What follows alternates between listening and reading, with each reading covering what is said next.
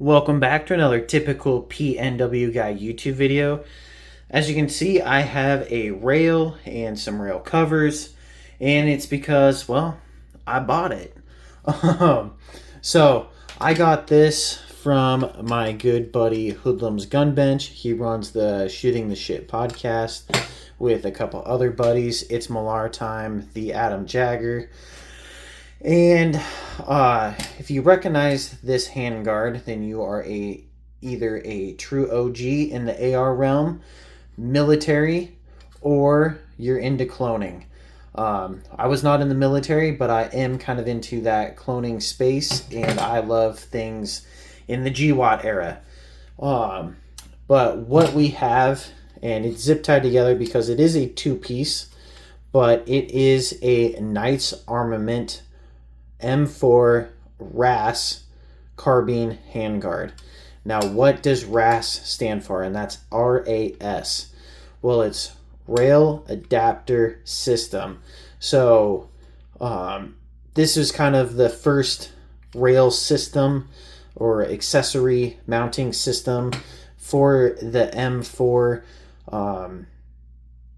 since like the Glacier handguards, the classic smooth, typical, M16A2 handguards. So this was, the real first ability to do flashlights, laser aiming devices later. But this is kind of like the OG. Now, these are pretty spendy, used. They go for as much or more than they are new, which shout out to Brownells. These guys do carry them every once in a while, but Hoodlum definitely gave me a good deal on this, and you can see it is rattle canned, which makes it even cooler in my opinion. You can see the markings on it, so you'll see it says like B16. This side would say L16, T16, R16. So you got top, right, left, bottom. And then the way it mounts is you have this screw which goes around the gas tube by the castle nut, and then this side goes towards your front sight base.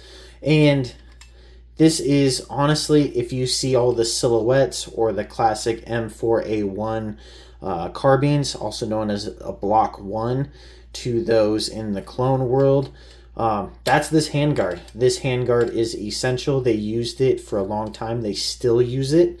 And to kind of get around, all the sharp edges and stuff like that, it's snagging on your gear, they had these rail covers. Now, I can't really slide it on right now, but if you see, it slides down pretty much like that. And then they have these metal tabs.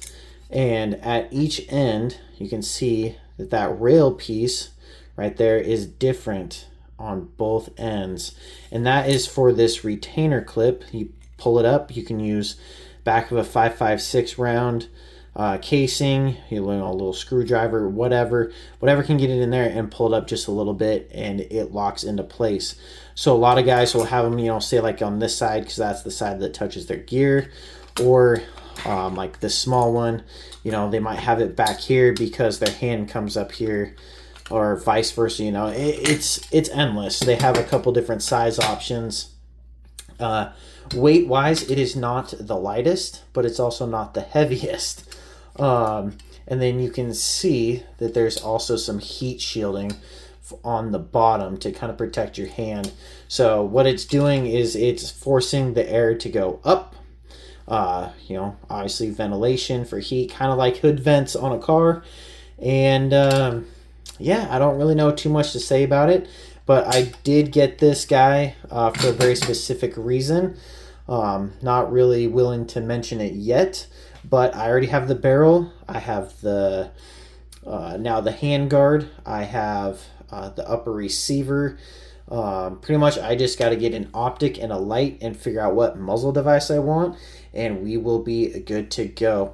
But real quick, you will notice on a lot of these rail covers that they have different markings. So this is just a generic one. You know, it doesn't have a company name.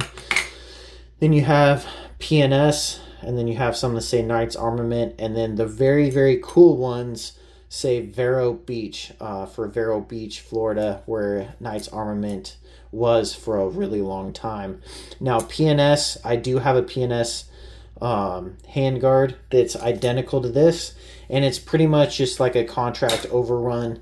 You know, Knights couldn't make them fast enough, so other companies kind of came in and did it. They're all the same price. It's just you have more cool points if you have one like this that is actually marked Knights Armament, and you can't read it, but in there, stamped on the heat shielding, it does say it.